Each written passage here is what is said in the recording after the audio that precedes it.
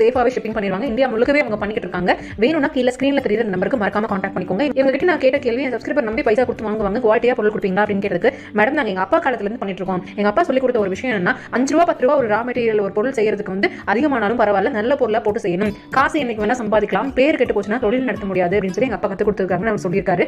அந்த ஒரு ரீசனுக்காக தான் வந்து நான் உங்களுக்கு வந்து ப்ரமோஷனுக்கு அக்செப்ட் பண்ணிக்கிறேன். உங்களுக்கு தெரியும் நம்ம சேனல்ல ப்ரமோஷன் வருது அப்படின்னாலே கண்டிப்பா நல்ல ப்ராடக்ட் மட்டும் தான் நான் பண்ணுவேன் அப்படிங்கிறது 1008 கேள்வி கேட்பேன். அதாவது இது வந்து நம்ம சப்ஸ்கிரைபர் கொடுத்து வாங்குற காசுக்கு ஒர்த்தான பொருளா அப்படிங்கிறது கேள்வி கேட்டு தான் நான் அக்செப்ட் பண்ணுவேன். அந்த மாதிரி தான் இந்த ப்ரமோஷனும்.